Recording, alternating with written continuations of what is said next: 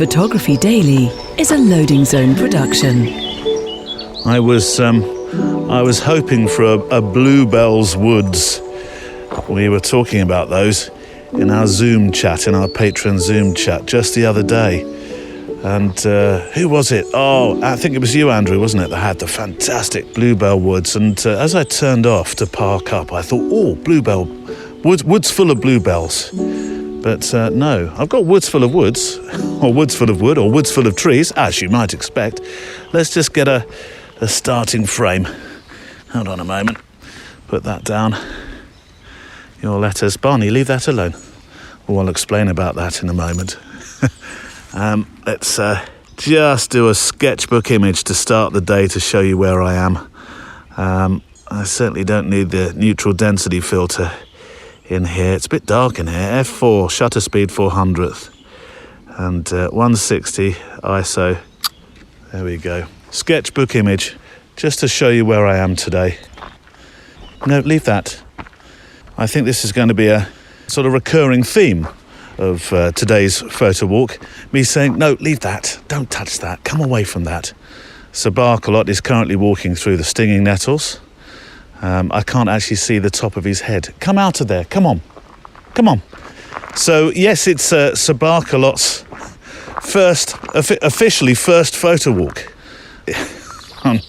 I'm really... See, now you're scratching yourself because you've just stood in those nettles, aren't you? Now you've irritated yourself. That was a daft decision. Come on. Well, we have a few weeks of French pronunciation of the D word for no reason at all now, really.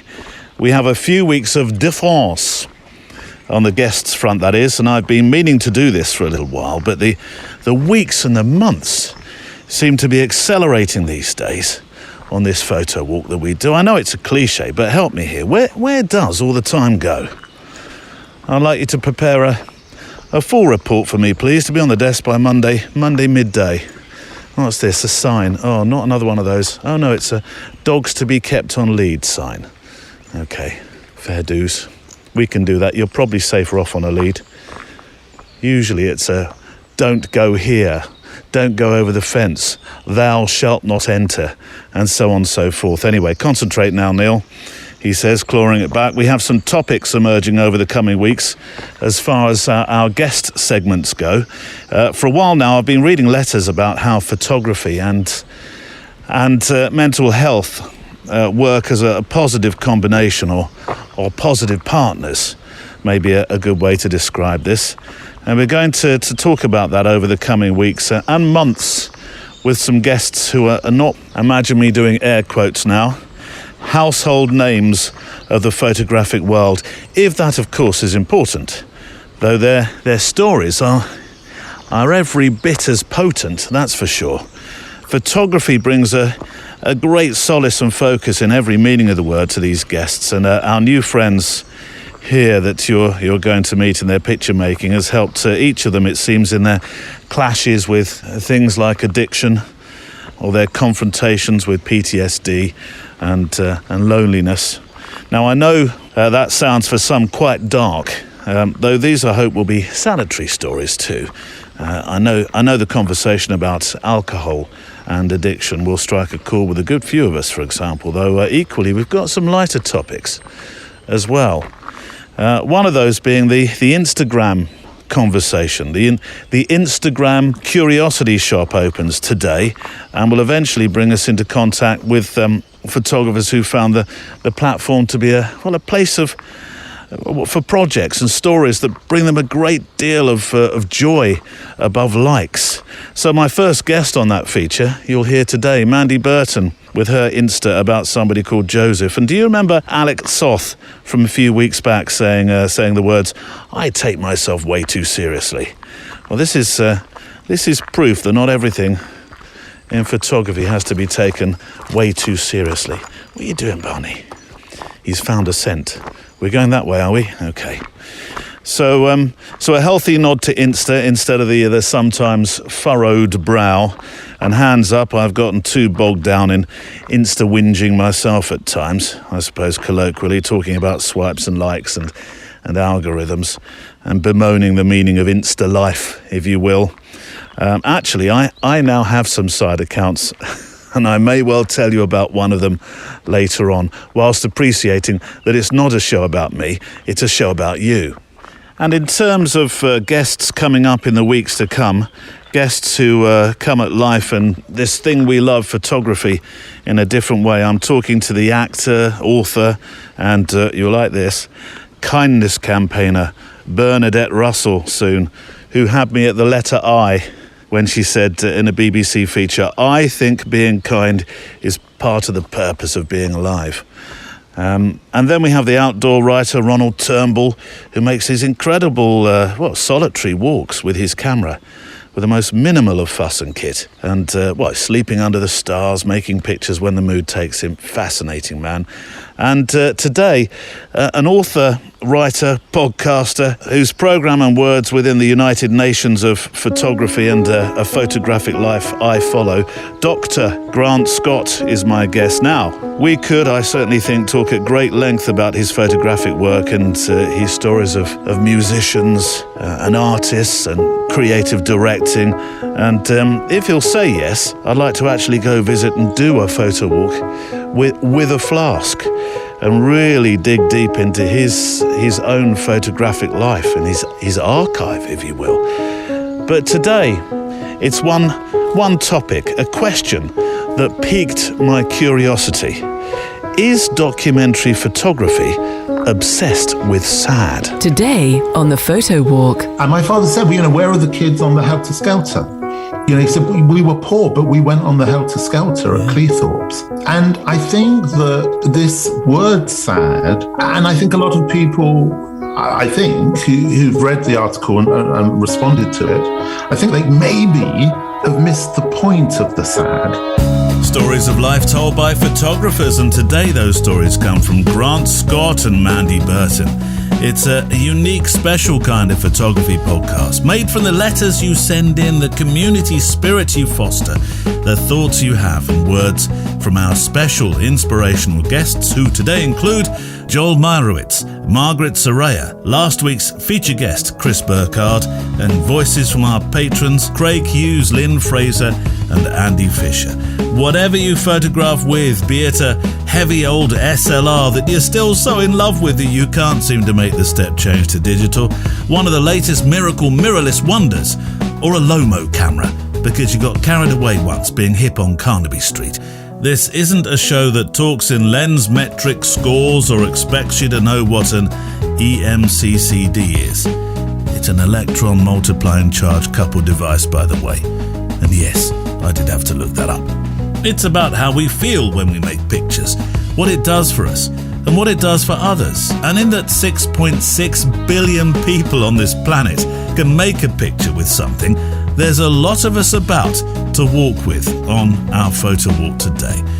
In the mailbag then, and on today's show, I'm worried, and I'll admit it, I'm worried that I may be about to upset the fine people of France. And God knows we need all the friends we can find right now. But seriously, travelling as a tourist, travelling as an alien, travelling with a camera, is it easy? We're talking the freedom to roam once more. I have a bee in my bonnet about that right now. Well, actually, a bee on my camera bag would probably be more accurate. We're battling the sun on our heads. Well, some of us.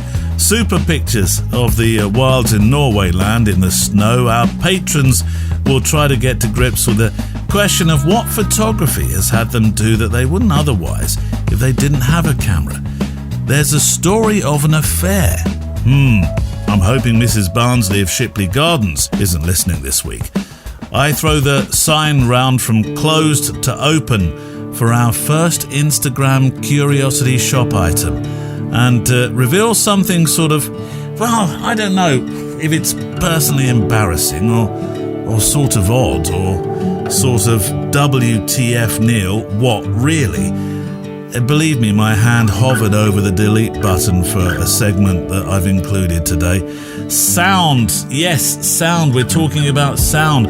I have a treat of an idea for you. And we're off to Scotland. It's our second Photowalk retreat, and this time we're on the Black Isle in September. There's news to come of that. Plus, the postscript comes from photography's great thinker, Ralph Hattersley. Lots in today's show. Shall we walk then? Checklist out. Coffee and Garibaldi's. Check, Neil, I've got those. Yes, boots on and laced. Check. Walking trousers or shorts. Is it tick season, by the way, where you are? If it is, long socks, please. Check. Spare batteries. Check. Fillmore cards. Check. Earbuds in. Check. Lens caps off. Let's walk. I'm very grateful to mpb.com, a company that so generously have shown their faith and support in this project of ours and this photo walk that we make together every single Friday. This is beautiful where we are today. This is fantastic. It's public land, but not as we know it. There's nobody else here, which is appropriate for a letter that we'll have in just a moment's time. Barney loves it here. Do you like it, Barney? Yeah, I think this is great. I'm not quite sure what voice to give Barney, whilst also, of course, thinking, Sir Barkalot, maybe he should just be that silent wanderer that wanders alongside me, that you occasionally hear the sort of tinkle of his collar, maybe. So MPB, thank you so much for your faith and your support in this project. The people to use when it comes to buying and selling and trading used camera kit online in the UK, the US and Europe. And I'm proud that they're part of our story here because they help photographers like me and like you to tell our stories with our cameras. And by the way, they don't just sell cameras. No, that's everything from the camera to the lens to the bag. And you know me with my obsessive collection of bags, to the bags, yes, to the stuff of all creativity really that we need to help tell our special stories. I've had some interesting mails of late on sound actually, and some of our friends are now making sound recordings of what you photograph. There's a little spoiler for something coming up later on. Food for thought.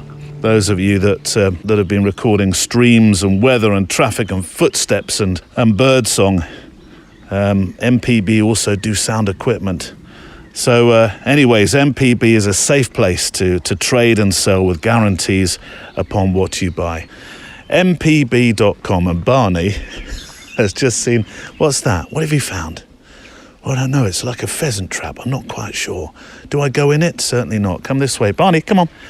Remember last week we started with the thing about having the freedom to roam and make your pictures wherever you wanted, with a caveat of, don't be a quaint English expression now, don't be a twonk, and don't abuse the privilege of being on somebody else's land. And it was the Allemansrätten law, I know, totally over the top pronunciation, that is in Sweden, where you can wander the countryside and go into the woodland and the fields as long as you respect the land. And you can even camp under the stars on that land without fear that gentry and tweed will turn up in their Land Rover with a freshly bagged pheasant under each arm and set their dogs on you. Or a farmer with an accent I can only describe as farmish will roll up out of nowhere, like he did for us on the walk last week. Where did that farmer appear from? One moment, totally on our own, peaceful. The next, it was like something out of a Truman Show. Cue the farmer. Get off my land. That's farmish for you. Well, a message in the comments from Wallace Shackleton last week, following my thoughts on Allemansrätten being a great idea and perhaps a reason why Swedish people seem so much more at home in nature, being in it, enjoying it, experiencing it, respecting it, because that's important. From Wallace, hey Neil, did you know that there was another place with a right to roam right on your doorstep? Really? It's called Scotland Land. We have responsible access to land here. We've had it for years now, so come on up. The scenery is great. This is, I tell you what, this is great news, Wallace, for our photo walk retreat in September. Did you just say photo walk retreat in September, Neil? Yes, Scottish photo walk retreat in September. More news in a while. Actually, maybe even today. Today, Neil, you tease. Yes, today. And then on this freedom to roam thing with our cameras, but it's not necessarily a freedom to roam law with cameras. It just happens to work in the context of the fact that this is a programme about photography. This mail from Per Berghaug in Norway land, same subject.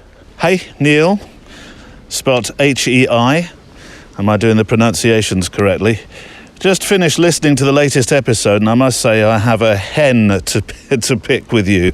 Is that also an English expression? No, Per. No, I don't think... no, it's not. I mean, we say bone, a bone to pick with you, but I do know the hen expression is from plucking hens. I do know that.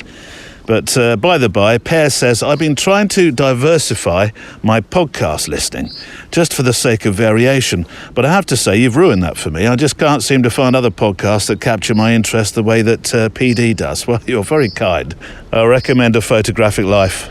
Anyways, I noticed, he says, that you mentioned allemansretten again.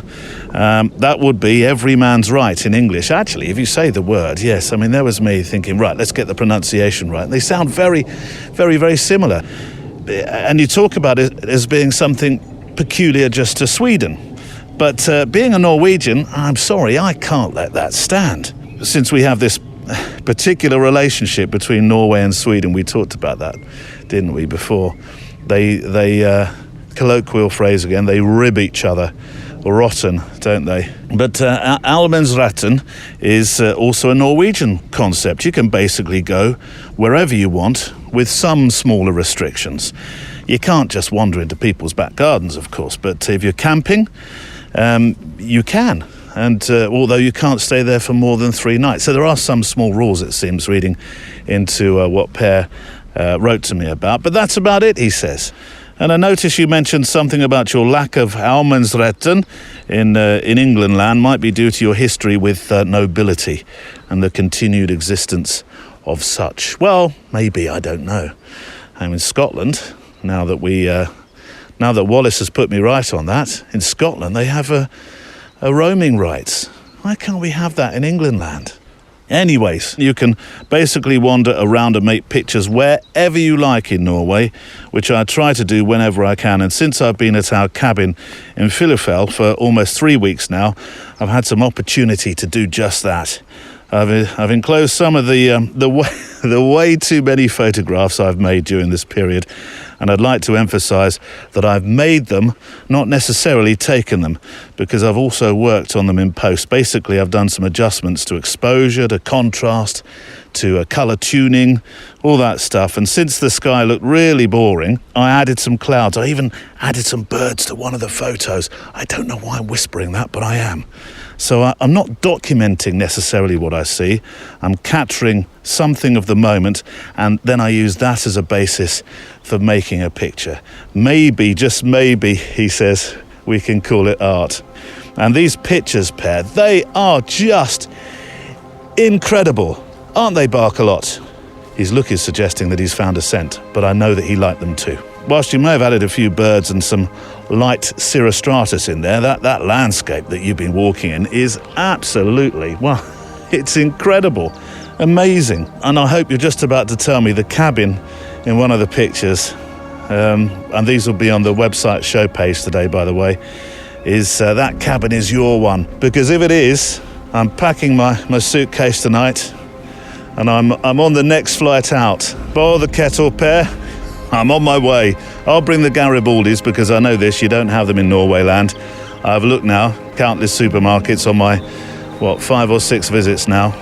Never found Garibaldis, not once. So let's play some inspiration, shall we? And since you mentioned last week's show, is it too early to play inspiration from the previous week?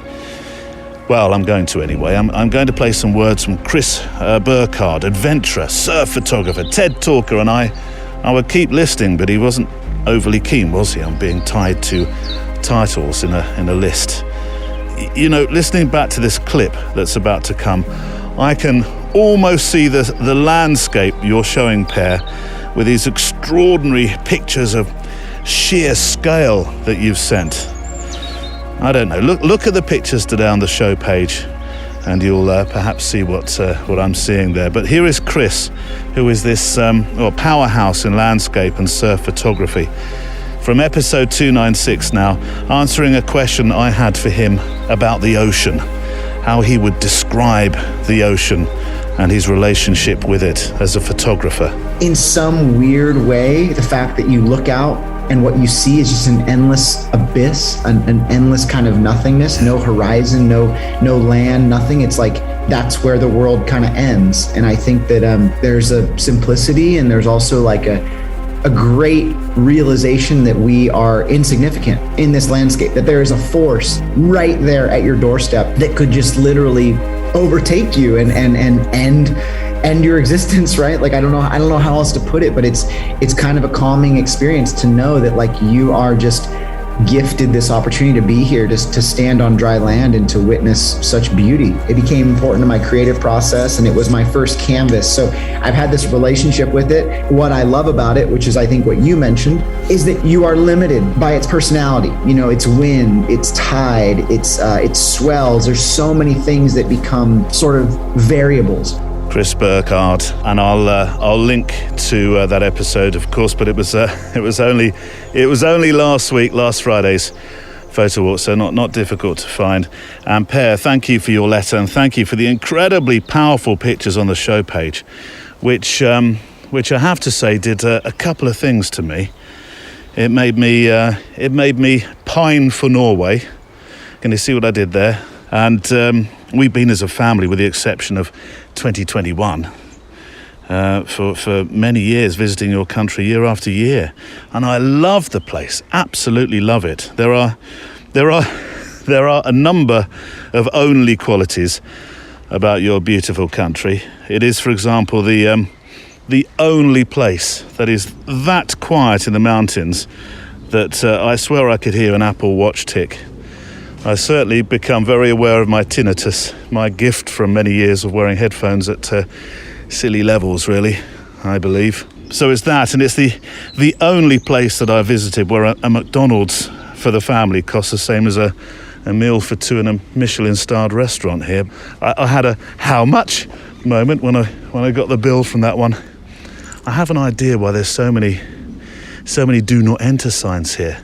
Look at that amazing house. Wow, in the middle of nowhere. You would not have known. I don't want to start taking pictures of it though. They'll think I'm casing the joint. Let me just get a photograph of this walk though. I've found a real gem. Haven't we, Barney? Yeah? Sir Barkalot's looking at me saying, yeah, but let's move on. I think I found a real gem. The sort of walk that most people just wouldn't stop at, because honestly, you can just drive on past the road that I turned up so easily. Here's the little track here. Shutter speed 800th. There we go. Another one of those.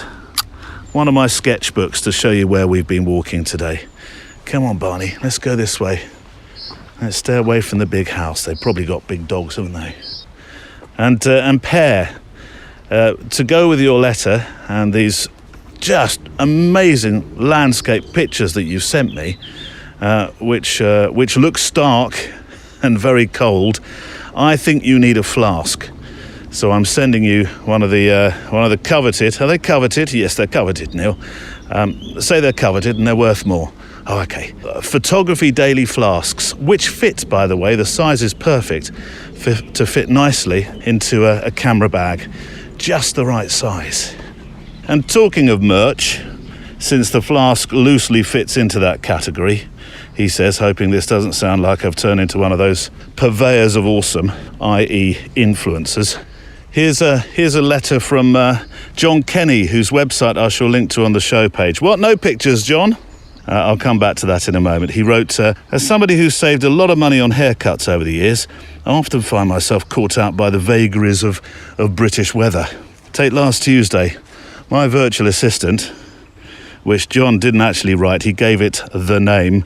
But if I say the name, if you're not on our walk but listening in a room where she's tucked in the corner listening away, she'll start to try helping you with ordering a dozen pizzas or something. Anyway, he says, my virtual assistant, that starts with the letter A, assured me that rain was on the cards when we were off to Beamish for the day, so I prepared accordingly. Beamish, by the way, is in the UK, and it's what they call a living museum.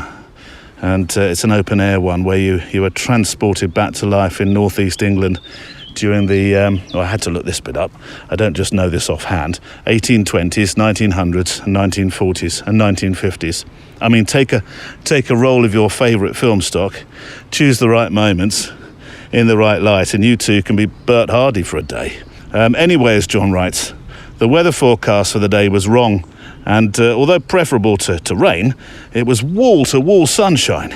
After about 4 hours of this, I realised that the lack of head protection was going to be causing me some discomfort in the near future.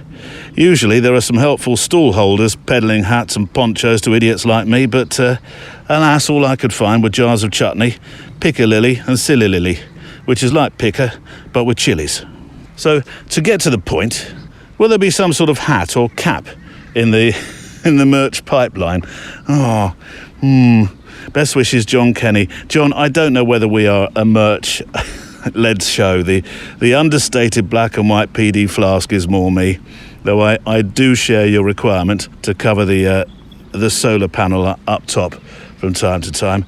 I like, by the way, and I'll link to it on the show page, your theatre project on your website. Oh, it reminded me to remind you, dear friend, listening right now, of a conversation I had recently with the theatre photographer who talked of the hundreds, well, probably thousands if you look at it around the world, of theatres looking for friends with a camera, is the way that I'll term it. Not all theatres have, the larger ones do, clearly, but not all theatres will have access to somebody who totes a camera and knows how to use it. And photographing stage under available light can be an absolute joy. It's a learning curve, but I've done it a couple of times, and it's a fantastic experience. Just a thought. I'm throwing that one out there. Could be a good project. Right, to this week's first guest. Though let me say the word podcast, because my first guest has his own, as by the way does Mally Davis, who set the assignment to go shoot a tree right at the start of the week. Mally, you have to have your weekly mention. His is called Let's Create, of course. But here's a podcast I also enjoy. It's called A Photographic Life by Grant Scott, who is many things photographically. He is a fine photographer and storyteller. He's art directed. Actually, his work in magazines has meant that he's met 1,001 musicians and people that he has these incredible stories about. And he produced this extraordinary film called Do Not Bend about Bill Jay, which I will link to on the show page today. He's written books on and about photography. He is a senior lecturer at Oxford Brookes. His pictures hang in places like the Tate, the British Library, the Museum of Modern Art in New York. And he has this incredible website called the United Nations of Photography. Quote now, a meeting place for people who wish to share opinions, for those who are engaged with building the new image-making and storytelling landscape. Oh, if only I could have thought of a sentence like that. And his podcast, A Photographic Life, since we're mentioning it, and I'll quote again, is a podcast for those who do not want kit reviews, Photoshop techniques, marketing babble, or camera talk. So, as you can imagine, that's right up my avenue, that's for sure. So that's a pretty good elevator pitch if that elevator is climbing the Merdeka Tower for Grant Scott, because there's plenty more to tell you. And I want to link to a series of photographs he made called the Walk series, which speaks volumes to me about this beauty of just being out with a camera and sketchbooking, as we call it. Now, I do listen to the podcast. It's a companion on my travels, but it's the website, United Nations of Photography, which Grant curates, that sparked the conversation you're about to hear.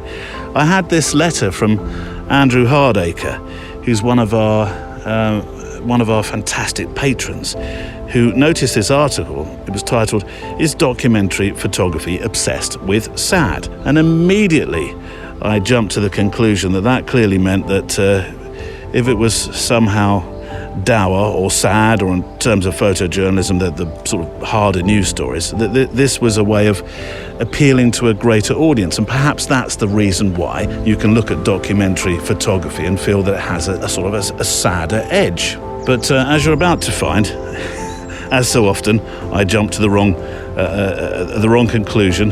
But I also asked Andrew what he found or what he thought about the title and the meaning, and he said this: perhaps we do record the happiness of life, but is happiness commercial?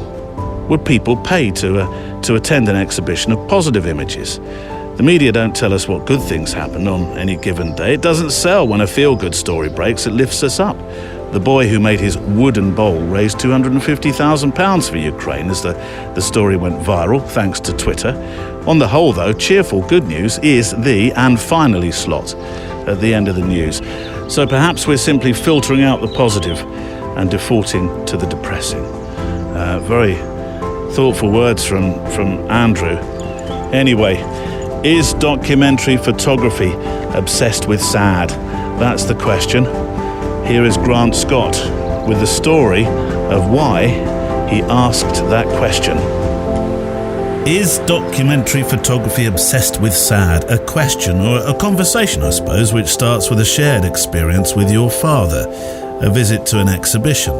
Tell me about the exhibition. Yeah, so Cafe Royal Books, led and run and curated by Craig Atkinson.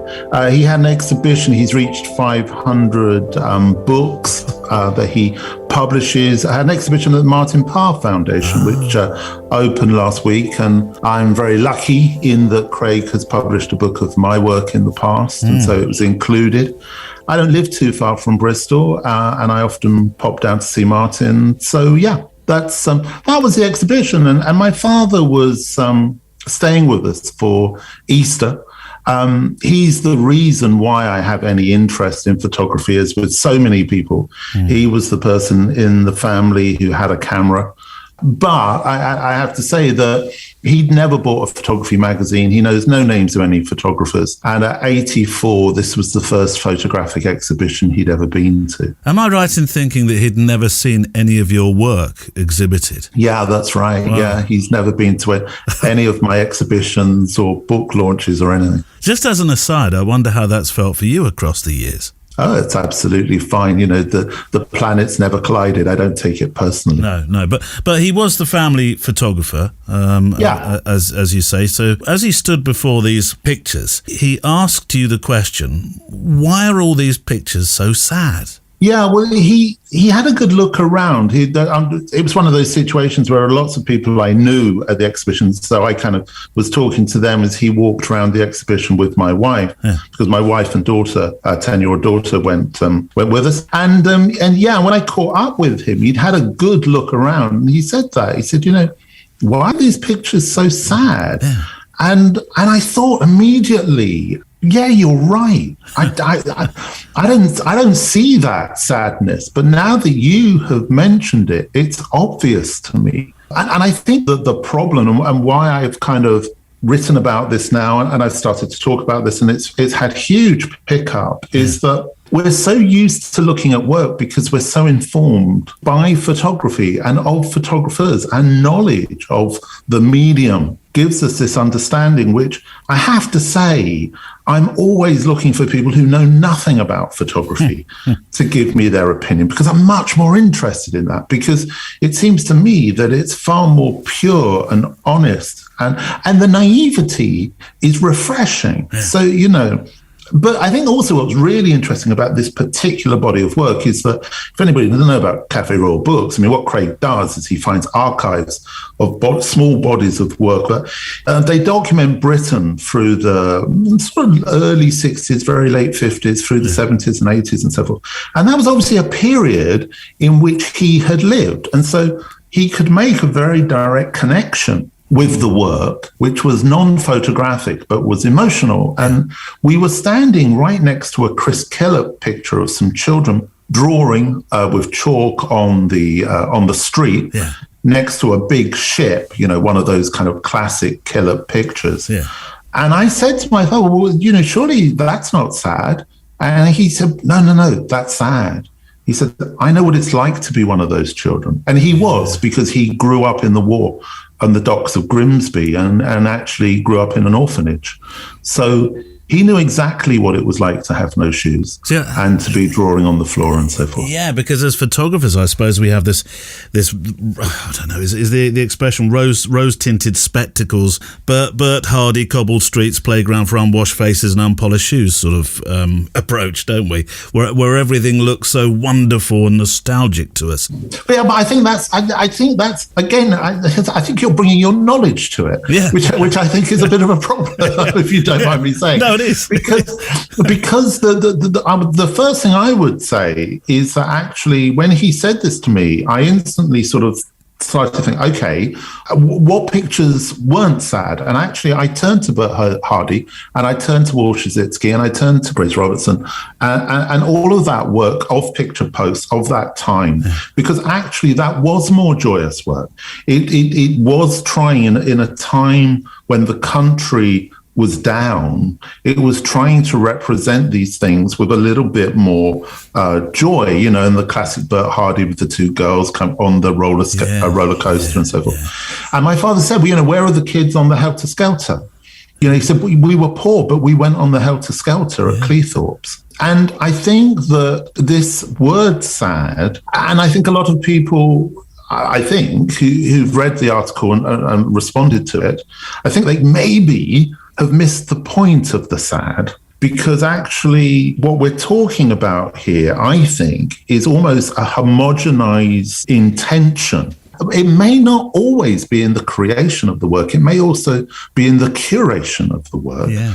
But the images which are chosen to be shown are the ones that represent this kind of, particularly British actually, but that fit within this history of documentary photography within this country, and everything that means to be a serious photographer means that the pictures have to be serious, but there is so often an underlying sadness within those images. So what it made me think was actually this word sad and sadness, maybe we don't fully understand it in relation to photography. But what my father had done is just cut straight through and seen it immediately, because he didn't have any of the photographic baggage that he carries around with him that perhaps we carry around with us. I know I do. I'm thinking of Fran May, actually, and her work. She came across from Canada, these great wide open spaces, and she came across as a young photographer, suddenly on the cobbled streets of the north,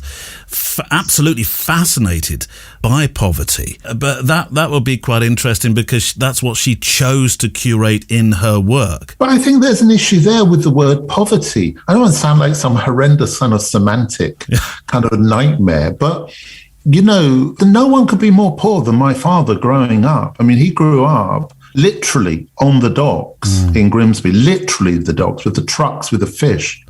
And then in a Catholic orphanage from age 3, and he left school at age 11. Now, he knows poverty, but this isn't about just documenting the poverty. It's about actually finding something else within the story. And I suppose in a way, what it made me think, and it's just a reflection. I could be completely wrong about this, but I just think it's about that idea is that if, as photographers, and particularly as documentarians, we're storytellers, perhaps with a lot of documentary photographers are telling the same story in the same way, and actually not telling a very fully rounded story. I'm going to introduce another perhaps to you. Perhaps, you started the perhaps. Perhaps documentary photography, Grant, with a sad narrative, perhaps it has more value as art. I don't use the word art connected with photography ever. Yes. I don't. Because more saleable value, perhaps. Yeah, but what are we talking about there then? Are we talking about creating work that meets a marketplace needs rather than telling the story? I mean, if you look at W.M. Hunt's book on the unseen eye, and you look at the idea of the falling man and, these tragic moments in photography, that do sell, and the only reason I'm not trying to be kind of snidey or clever about not using the word photography as art, Yes. but I just feel that we all know what a table and a chair is, but art and love seem to be quite nebulous and very subjective. So that's why I don't use that word connected with photography. But I don't think those are good reasons for not telling an honest or truthful story. And if there are moments within that story that are joyous, and I think of Edith Tudor Hart in that case. I've got a wonderful Edith Tudor Hart print hanging in my lounge, which is of incredibly impoverished East End kids reenacting a marriage. And it's full of joy, and it's terribly, it's poor because she was a socialist photographer, but it has something else there that you can capture onto. So I think there's nothing wrong with pictures that are sad. There's nothing wrong with pictures that are happy. I'm not criticizing anything. I'm just sort of reflecting on an observation. Yeah. The moment I wrote up, and I've included, I spoke a little bit about on my podcast. On your podcast, it is about this idea of the viewer, and is about actually stepping outside of that role of the photographer and thinking about how is the viewer going to perceive this work. And that perhaps is for my final question. I'm hoping I've not missed the point altogether here, but do you wonder, because I know I do, what your father saw as tone or tonality, do you think that could have been an indicator of how he felt? I mean, the draw of the very contrasty dark black and white print can produce a feeling in itself, can't it? Happy or sad. Yeah, no, absolutely it can, but I don't think so. No, I think he's a very perceptive man, and I think he looked into the faces of the people in the pictures. But also, really interestingly, as I went to see the Royal Photographic International, I think it's called, exhibition that's currently showing in Gloucester at the minute, and I went to see that with my 10-year-old daughter this morning, and we looked around the work, and I'm not going to comment on what my response to the work was or to the exhibition, but hers was, she looked around and she said, "Dad, there's no personality." Oh. And I thought about it, and she said, "And also there's no color." Yeah. And then I looked at the work and I thought, well, actually, yeah, everything is desaturated. And this work does feel, and she does come to a lot, I mean, she's 10, but she does come to a lot of, goes to a lot of exhibitions and photographic things with me. And I thought, yeah, you're spot on. I didn't see that, but that comment to me really has value because it's actually what I felt about the work. And I think that increasingly it's important that we hear from people with no knowledge and no interest in photography, rather than the so-called experts or whatever, because it's all just opinions, and hear from those people, because I just thought, well, she really cut through on that exhibition, and my father really cut through on that other exhibition, and I can see a lot of worth in it. And then when I write these things up, a lot of people connect with that. Yeah. And it's like, well, what was the last time you connected with some academic viewpoint on an exhibition or whatever? And it's like, so I'm not dismissing academia. I'm just, as always, just saying, I think it's really important that we're open to different viewpoints and different opinions, and that when we hear them, we reflect on them, and actually we question what we do and why we do it and how we do it. I always use the metaphor of jazz, that, when jazz had to have a banjo in it, when it was Dixieland jazz, and then suddenly it didn't have a banjo, and the jazzers would say, this is no longer jazz. And then we had modern jazz, and then there was no longer a melody, or there was a melody, and I said, well, that's not jazz, And I think photography has a dreadful possibility of falling into the jazz trap. And becoming incredibly divisive in a sense, for not fitting specific formulas. And I just wondered whether or not that's where that documentary work is and perhaps has been for a long time, in that world of making a political point but perhaps doing it in perhaps again, because nothing is certain, is it? There's nothing I say is true. Everything I say is just an opinion. But, falling into that trap of that idea of the political conscience, the social conscience, the economic conscience, and that those elements perhaps, again, are stronger decision makers than an art world, or whether it's going to sell or whatever, is that importance of kind of, stressing that kind of thing, that it has to be sad because it's a sad situation. I remember going into a television studio in my my other career in the very early days, and it completely changed the way I saw television from that day onwards. I'd seen behind the curtain and saw the way it worked. And I sense that your father has changed the way you're going to see photographic exhibitions now. I said this to him, and I said, because he doesn't even own a mobile phone, let alone a computer or anything. And I said to him, look, the people are talking about you on Twitter, and they want to see photographs of you. Who is this man? Jim Mortram announced him as the king of Twitter for the day. So, I think that was very sweet, but I'm now going to, pick up on, what my daughter said this morning, and I'll probably write a piece about that as well. So, it is that thing of just being open, isn't it? Yeah. But you're absolutely right. Once you see behind the curtain, it's very difficult to see it in any other way. But I think we just have to be open to these ideas that things don't have to just be done in one way. There are different ways of doing things. And certainly in my past life as an art director, I always used to say to everybody who worked for me, and I'm talking from William Klein to Abbas, to Leonard Free, to Jane Bound, to Don McCullen, to all of the people you'd expect, as well, to Abaddon. I'd always say the same thing. Listen, I need 3 pictures, okay? I need the one for me, and that's the picture I'd like. That would be great. I need the picture for my editor. That probably means the person's going to have to smile. Even if it's a wry smile, I need that for my editor. And then do the one for you. And I will try and get the one for me or the one for you to be the one that appears in the magazine.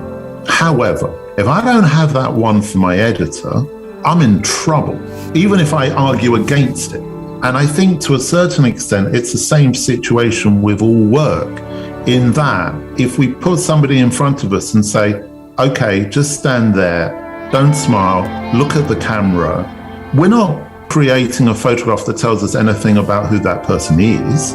We're showing a photograph of what you like as a photographer and what that person is wearing. It may be that the picture of them smiling or laughing outrageously or whatever is a great picture because that sums it up. And within those documentary pictures of poverty, what my father was saying was, he said, we got beaten and we got this and we got that, but at Christmas we were given a handful of raisins, and that was an amazing thing. So the receipt of that handful of raisins becomes a moment within the bigger story which has some humanity to it. It doesn't always have to be, look what a terribly sad situation these people were in. Grant Scott, and my sincere thanks, Grant, for your time talking to me on my podcast. I'll talk about your podcast in a moment, actually. Some great trivia about it, which I shall share with you. Grant has so many stories, and it's a hopelessly obvious hint, Grant, but I do hope we'll converse more in the future, because I'd love to go on an actual photo walk with you and talk about, never mind a photographic life, talk about your photographic life, because there are some fantastic stories that you have. Can you hear that wind getting up? I'm having to shield the microphone with your letters. This way, Barkalot, come on. He's sniffing everything out, he is. This is prime pheasant shooting country. Is it pheasant round here? I don't know, I don't do it. I know that he's picking up scents. Left, right and centre, he is. But yes, Grant, there's some wonderful trivia about his podcast, which I I love the reason behind why he started recording his podcast. And I'm going to give you a multiple choice. Everybody likes a multiple choice. Multiple guess, as it was called in my days of school. You know, you would have thought with just 3 answers, just 3, my school grades would have been somewhat better than they were. But, right, Grant, A Photographic Life. Grant Scott, his show came about because A, he was ordered to do it by David Bailey. B, it was either that or a Thai cookery podcast. His other great passion in life, actually. Or C, he'd always said if he bought a house with a garden shed, he'd start a podcast from it. What do you think it was? A, B or C? Think about that. Oh, you tease, Neil, you tease. I'll tell you at the end of the show. Now, look at this. Let me get one of my sketchbook images. Bark a lot, wander around a bit, but don't go between all the trees because then you get all tied up. Look at this. Come and experience this tree. Come over here. Good boy. Look at this. Now, the start of the week was our assignment, and on Monday, Mally assigned us with finding Mally's tree. Now, if you're a new listener to the podcast, you'll be thinking, what on earth is a Mally's tree, Neil? It's all manner of things, and I advise you listen back to Monday because you'll have a much better idea than me trying to explain it. But a Mally's tree, for me, is something, and we see lots of trees on our photo walks, and often I think, look at that majestic tree set against a backdrop of a city, or a motorway, or something where I can't quite separate this fantastic tree. And so that's my sort of inexorable search for, and we've titled it Mally's Tree because Mally Davis, as a photographer, makes these wonderful pictures of trees, absolutely gorgeous. And he said, as well, I don't want to do the whole show from Monday because, of course, there'll be no reason to listen to it. But he was talking about how during lockdown, it was definitely a solace for him. He found this tree, and it became his tree. It became this thing, this place, this reason to go out during lockdown. Now, I don't know whether this is Mally's tree. This is an oak, isn't it? It's a fantastic oak. Very old. I had actually got because I want to join in with this assignment because we put the pictures, of course, on the show page on a Monday. I wanted to join in with this assignment with a tree that I had a very strong plan, but finding this oak with all its gnarls and knots and just life at the trunk of this tree. I think I can't attempt to get the whole tree because I can't. It's amongst this forest, this woodland. Well, I probably can get this fantastic trunk. Now, look, let me put the letters down there. Barney, stay still for a second. Just let me get this. I think he appreciates it. This is your training. It really is. You probably didn't hear that, but he huffed. It was a proper... Don't be like that. I want to stop every so often and get a picture. I've got that, but I need to get closer. Look at this. Wow. I think, is that fungus growing on the tree or is it part of the tree? It's really difficult to know where that ends and where the tree starts. I've got a couple of pictures of it. Is that my Mally's tree? Oh, I'm not sure. But yes, talking of things to come, also we're opening up for the first time the Instagram Curiosity Shop. That is to come as well. Like many independent podcasters around this wonderful planet of ours, to support the production of this show financially, we have a Patreon page where some very special friends help support this show for the price of a cup of high street coffee or a roll of black and white film per month. And I've always felt like I want to do something in return for the faith that you show in this show. So I make an additional short diary-style program each week, which you can only hear on the Patreon webpage or the app, of course. Fantastic app. I said last week I really like the way that it works. It's like another mini podcast player of its own. And actually, if you follow the directions, you can listen to this show within the Patreon app, so it becomes your player. But the show that we produce, loosely we, is called More. It's a little oasis of extra audio and features. And we meet, of course, once a month on Zoom. We've just had our meeting and the last couple of days, where we share stories and pictures, some of which you'll see on the website on the Picture Post tab of what our patrons have been up to in the preceding 30 days or so. And there are around about 100 plus extra shows and small articles, and it's growing because it started on Wednesday / Thursday for some people, but the new archives show has started, and it now has a proper name that was chosen by one of our patrons, Lynn Fraser, who you may well hear mentioned again very, very shortly. She suggested Replay. So what is Replay? Well, since you ask, it's a show which takes the interviews that you hear, strips out everything except for the most basic of intros, and then plays a newly mixed, newly archived version of the interview. And we're starting with the environmental photographer Nick Brandt. Next week, it'll be Joel Meyerowitz and Nancy Borowick the week after that. Her incredible family story, a real resource remix, if you like, on the Patreon channel, which will be on Wednesdays, sometimes Thursdays. So thank you for your support in advance if you join us. Your local coffee shop, as I said last week, they'll be saying, hang on a moment, that's one less latte you're having a week. But you're really helping us to create this and take this community forward. And I'd love you to meet our patrons. So this week, let me introduce you to Paul Cashman, a letter from him, and also some pictures from a recent photo walk in St. Lucia land. Oh, get you, no less.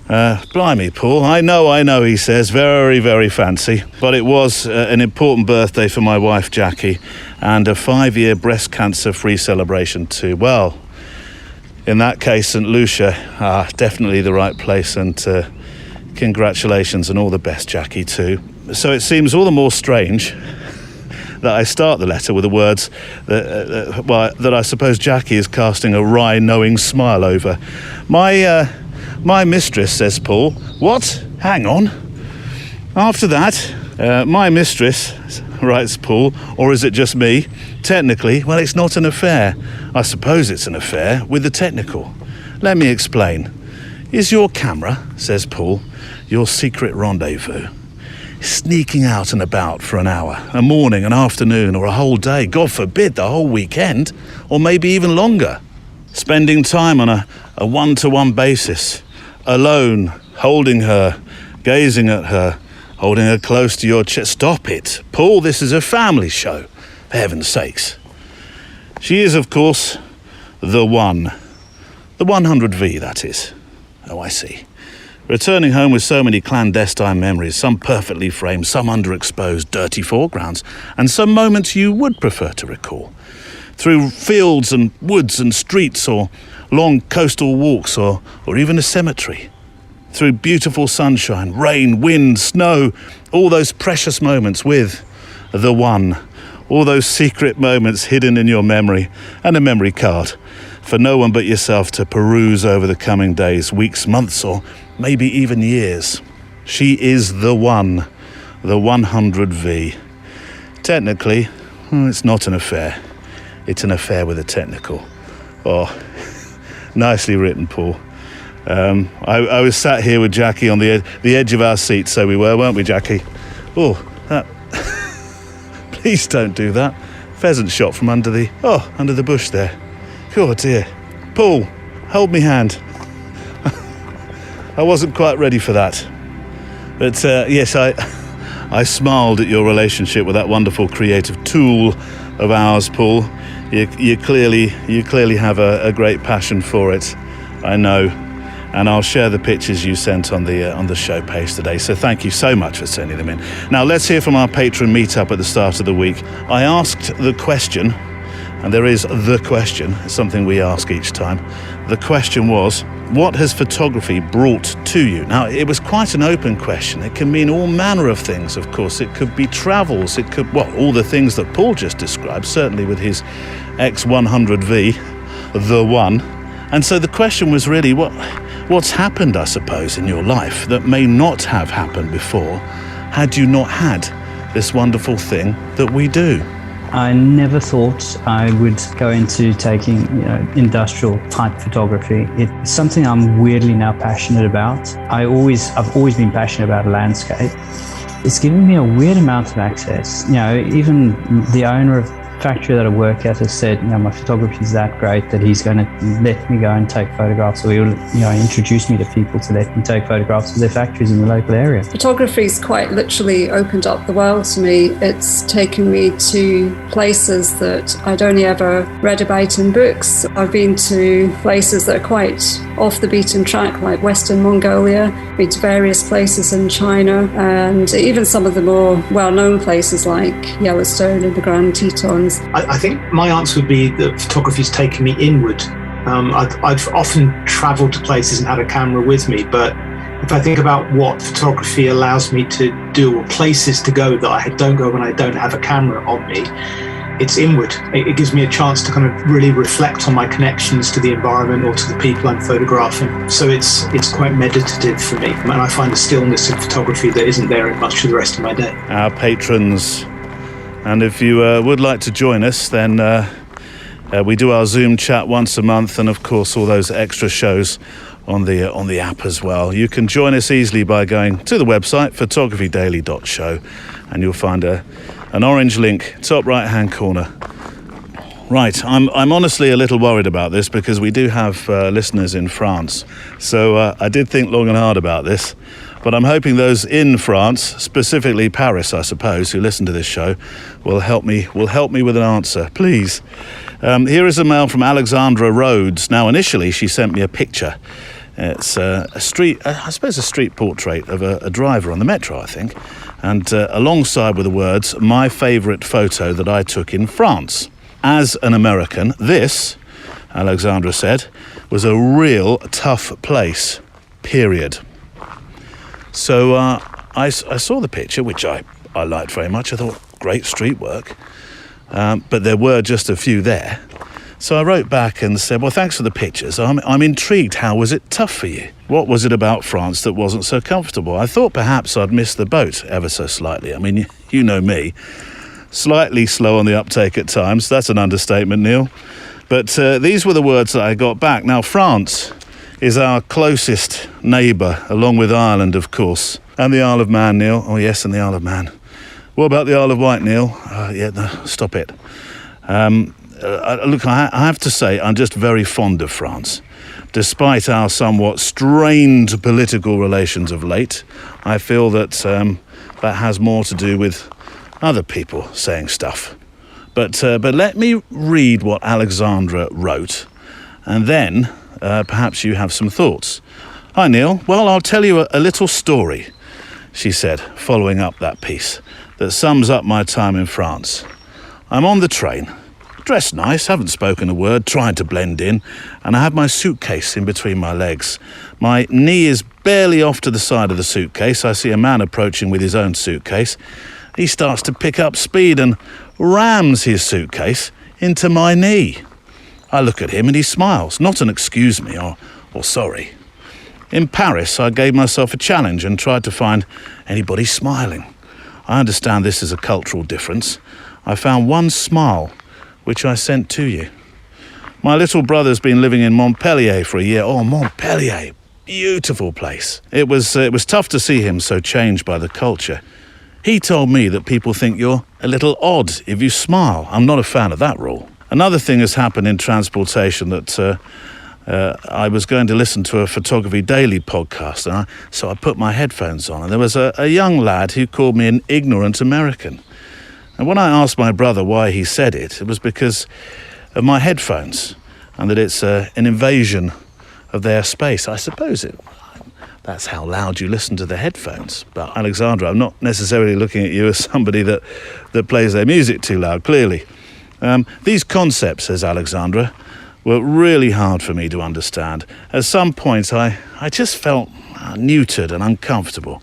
I mean, the country is beautiful, but the people that I had interactions with were just tough.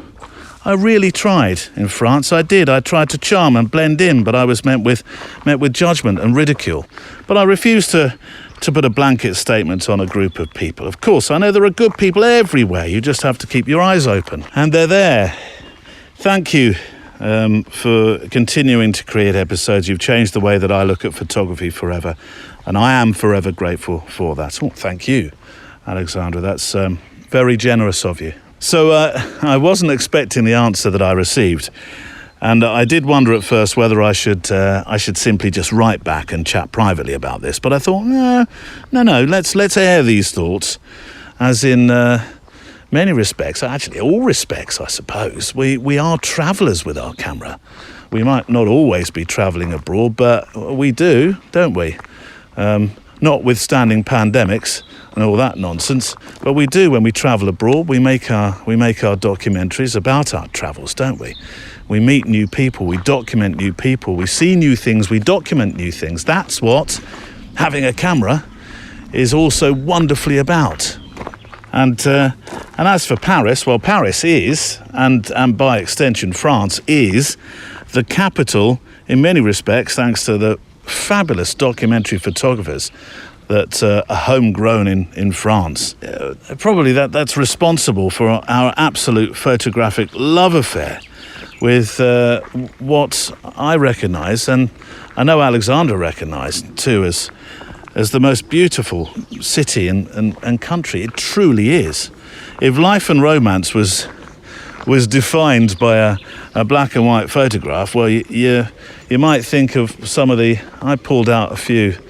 They are the obvious ones, I know, but you might think of Robert Doisneau's Parisian Kiss by the Hôtel de Ville.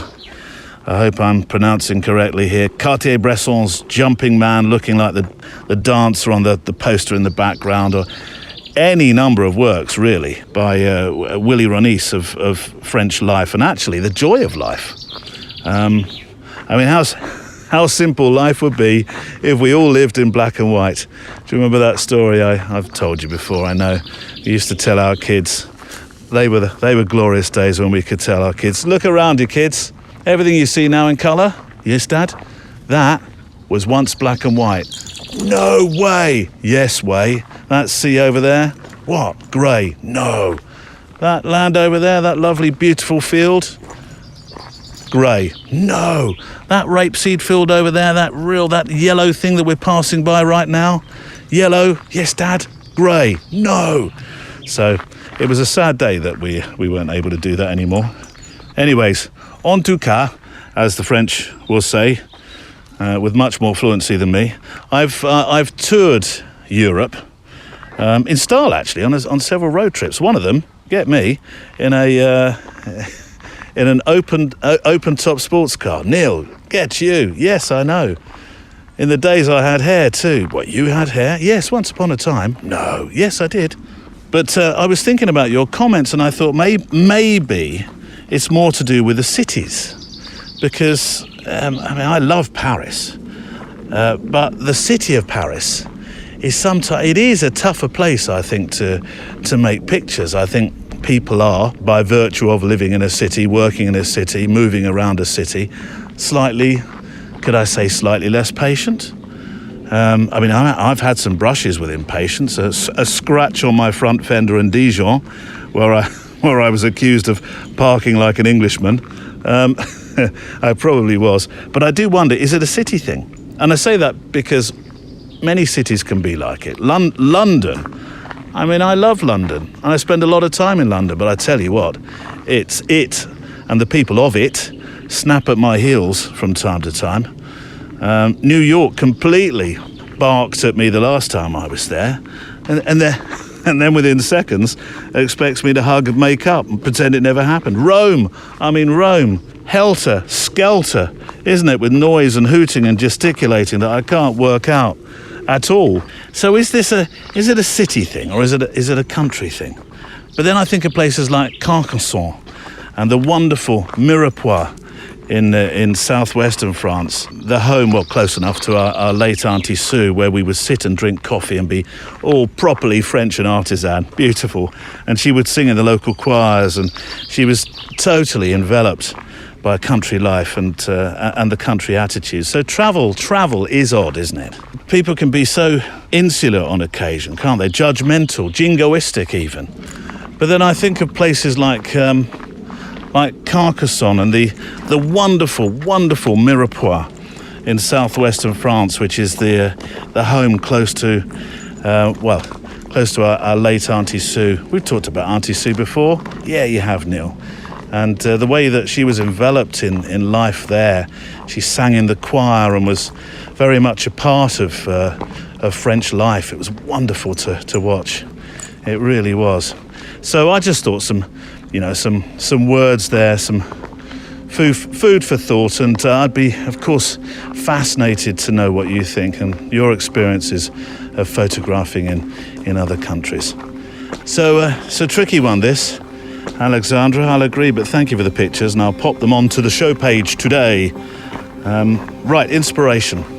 It would make a lot of sense now to play some words from Joel Meyerowitz, talking about another famous Parisian picture, but this time a colour one of his, The Fallen Man, which is many a documentary photographer's favourite photograph.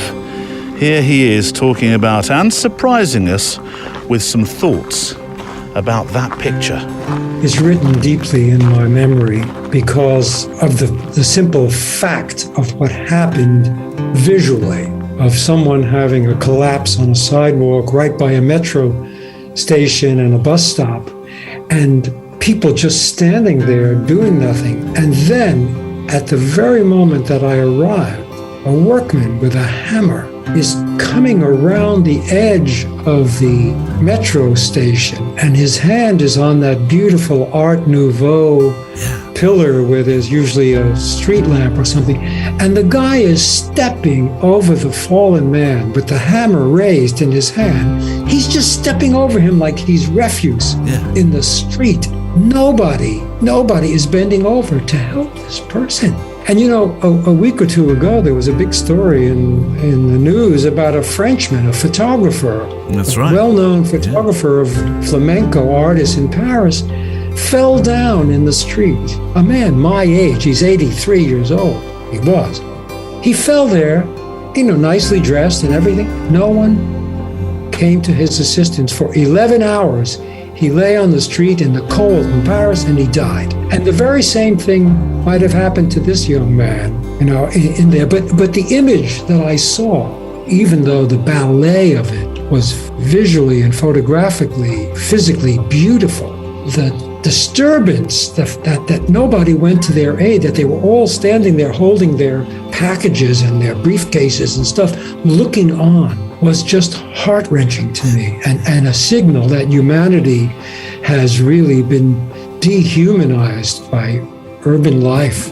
And I can tell you that there have been times on the streets of New York City where I have been witness to someone tripping or falling or stepping off a bus and slipping, or their knee collapsing, and I've moved immediately to their aid, to pick them up, to help them to their feet, to ask if I can get something, to call other people over.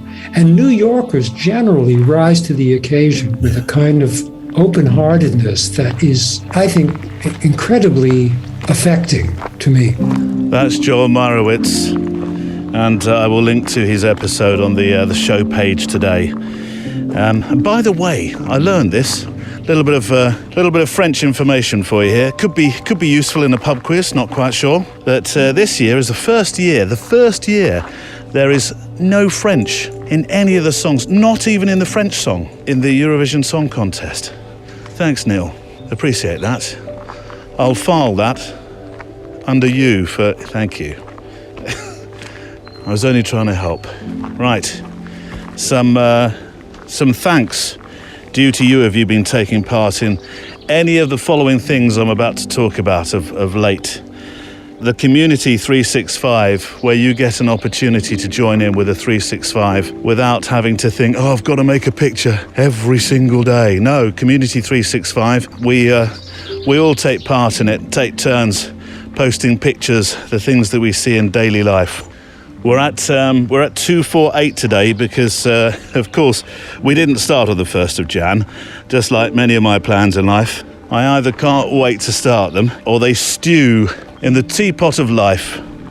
My mum used to do that. You could stand 2 teaspoons up in the cup after my mum had made a tea. Want tea? Oh, okay. It's like a meal, Mum. But just like the letter from Alexandra Rhodes a moment ago, I'm absolutely thrilled to feature your pictures and your stories. They are like a geographic blog, and I want to mention yesterday's because there was a little of the, let's be a little bit French again, there was a little bit of vive la défense about yesterday's. 2 D words in one show, Neil, you're practically fluent. So Thursday's 365, yesterday's, was from Andrew Melder. Hi Neil, long-time listener, first time submitting a photo or email. Well, it doesn't matter when you start, it's just fantastic that you've found us now and sent something in. Love the show and catching up on the more episodes now that I've joined the Patreon too. Double thanks then, in that case. I got back today after a mini break in southwest Australia, getting out my X100V for the first time in a long while. You'll be starting to think that we are just peddling Fujifilm X100Vs. I am using mine today. Oh, Neil. But we're not. It's just a camera that I know, well, I certainly love using it. Bought mine from mpb.com, so I did. True, I did. And I know many of you love using yours as well. Hang on, what's this doing here? There's a gate why have they put this gate here? I mean, it stops you going in, but either side, it's just, there's nothing to stop you going in. What's the point of that? Let's get a quick sketchbook. Here we go. I really like the way, it's like the great picture that I took, the GRATE, that is, great picture I took just in the undergrowth. We're just being kissed by the sunlight and all around it dark. You'll see what I mean if that makes it through to the show page today.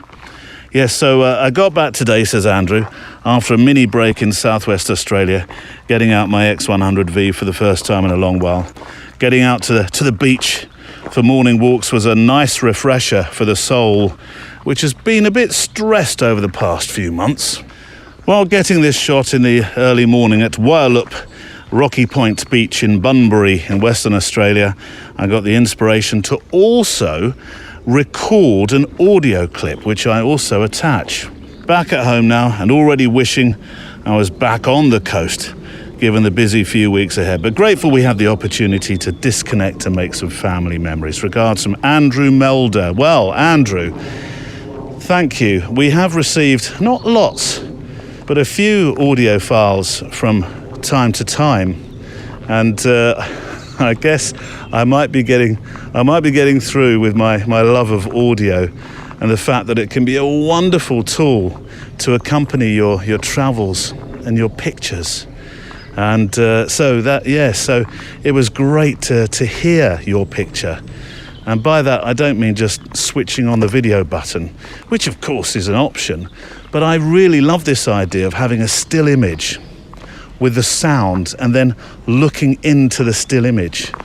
Now, Andrew's picture is not on the show page today because it was the 365 for yesterday, which I will link to. And well, here's shall we play a little of that? Yeah, go on. A little of that feeling to drink in audio-wise. Close your eyes, not if you're driving, obviously, or operating machinery and all the other things you're supposed to say when you say close your eyes. But if you can, and it's safe to do so, close your eyes. Here's Wyalup Point Beach in Bunbury in Western Australia, over by the volcanic rocks. Not the sort of place maybe you'd swim in, but love these waves.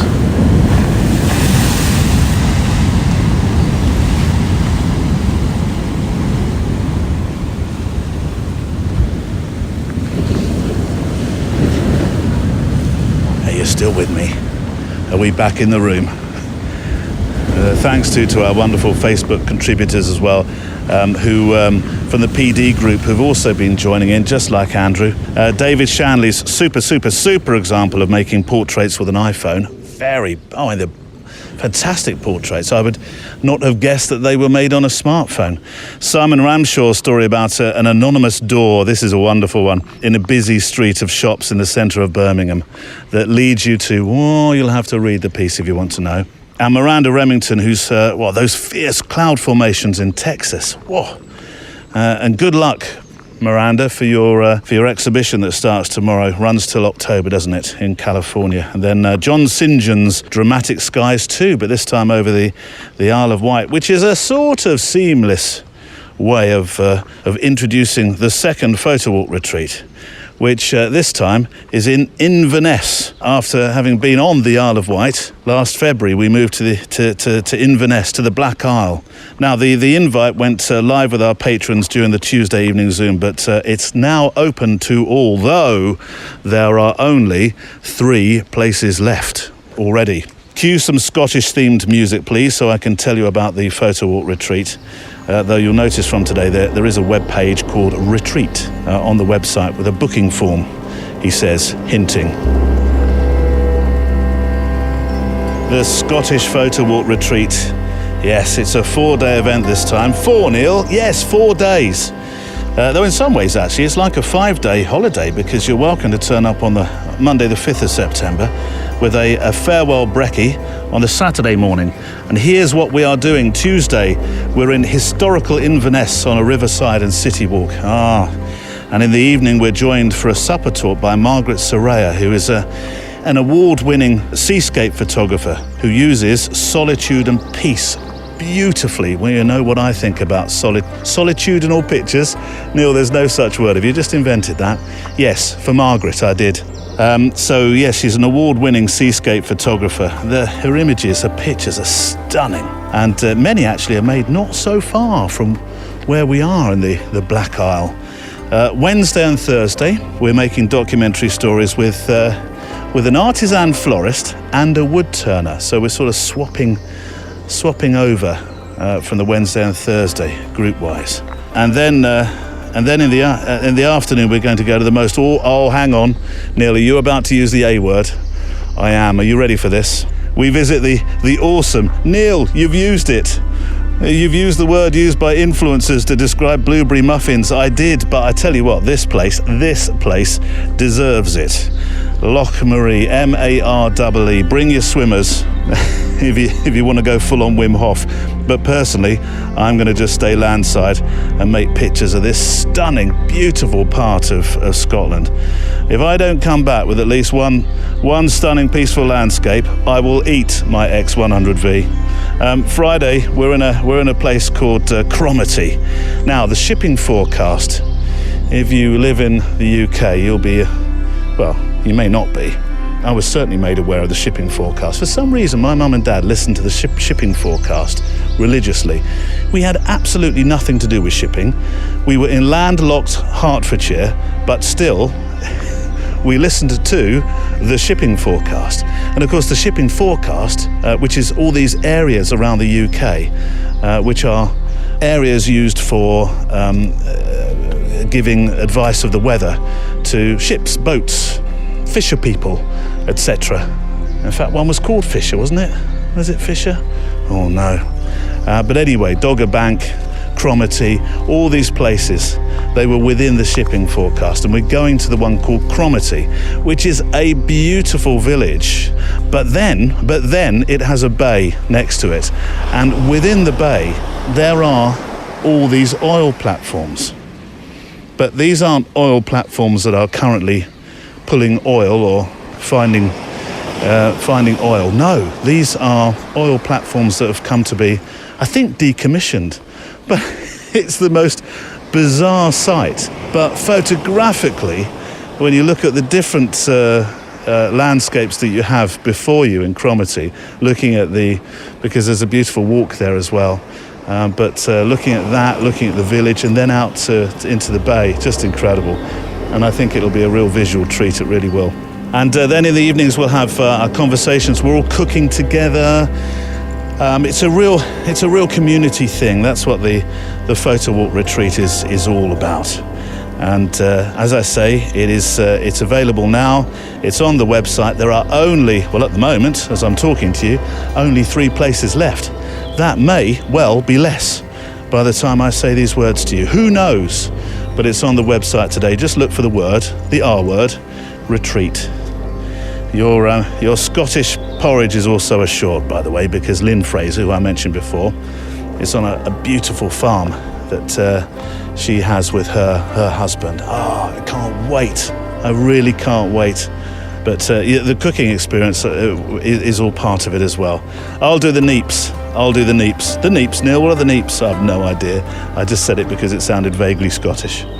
Right, inspiration has to come from our speaker, who I spoke about just a moment ago.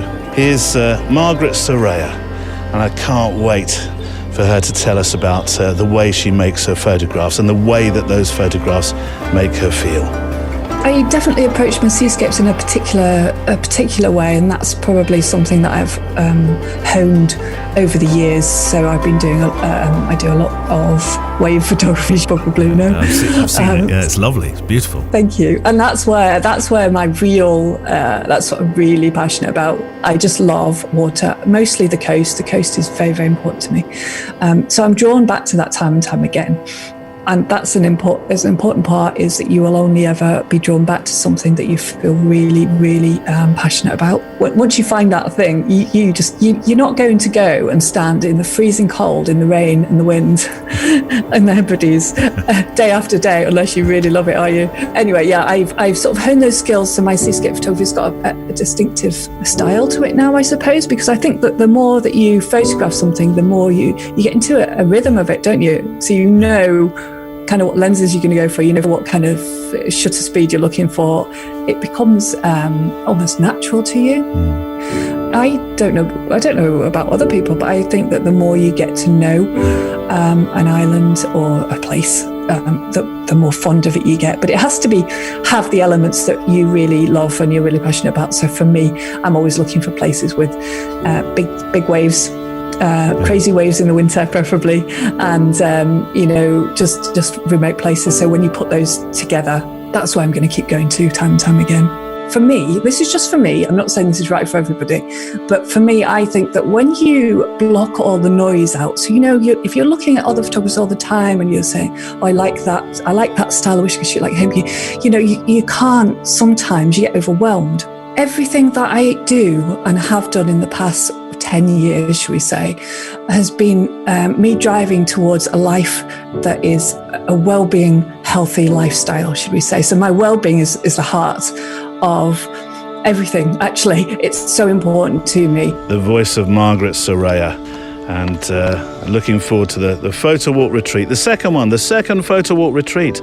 I'm so thrilled. I was thrilled to do one, but to do 2 in a year, fantastic. And the Photowalk retreat really is about you with your cameras taking time out to be you, not needing to make an excuse to say, I'm popping out now with my camera. No, that's what this whole thing's about. Walking, talking, eating together, being part of a community. And some of these wonderful things that we've got planned for you as well, like trying a bit of documentary and going to Cromarty, and going to Loch Marie. Fantastic. Hang on a minute. Before I read the next bit, I need to... Barney, come here. He's been so good. Don't you think he's been really patient? This is his first photo walk, and you've hardly heard a peep out of him, really. I mean, he's sniffed a lot of stuff. He's picked up a lot of feathers. He's found a couple of pheasants. But I don't know, he's been really good. Barney, you've been fantastic. Bark a lot. Come here. Look, I'm going to give him a couple of treats. Now, we've got a new thing going on at the house at the moment where he's not eating quite the way that we want him to. So we've sort of cut back on his treats. And we don't just give him treats. I mean, we're doing it as part of his training. But Barney, come here. Come here. Look, I'm going to give you these, but these are the high-value treats. Because I'm not supposed to have these. Do not say anything when you get home. There we go. Look at those. Thanks very much. Where'd you get those from? I know. If my bag was searched now by you-know-who, I'd be in so much trouble. Shh. Keep that one between you and I. All right, then. I will. Write letters. Where are they? Here they are. Right. Let's start our new feature called Instagram's Curiosity Shop. Now, this isn't a weekly But it does start a sort of theme, which incidentally started up within the Facebook group. And if you did join in with that thread, I may well be calling upon you soon. Let me tell you a silly story about travelling that led to my very under-supported but nonetheless silly pastime of collecting pictures from bathrooms and water closets and loos from around the country and a little of the world. And it all started when I visited with my partner Haiti. Many years ago, we crossed from the Dominican Republic to Haiti to go on one of these tours. I don't really go on those sort of things these days, but I was a lot younger then. And it was to see, I suppose it was really to see how people in Haiti lived and learn a little bit of the culture of another country. So far as you're allowed to be fed with culture from an organised trip. Does that make sense? Yeah, I think you know what I mean. But we went to a village which had a voodoo show, which is actually a recognised religion, of course, in Haiti. And it was a tad touristy, well, very touristy actually, especially when the high priest turned midway during what looked like a hallucinogenic, fever-pitched sort of presentation to us, and he turned round to us, and underneath his robe, which came apart, as it opened, was an O'Grady's Bar T-shirt from Dublin. Anyway, so we've been on the bumpiest road for... here's a gate. Am I allowed in here? Yes. We went on the... Go on, let's go in here before anybody says something. Get off my land! No, I'm allowed in this one. We went on this bumpy 8-hour journey, really, and another really bumpy, for around, I think it was about, was it 6 or 8 hours? It was a long time.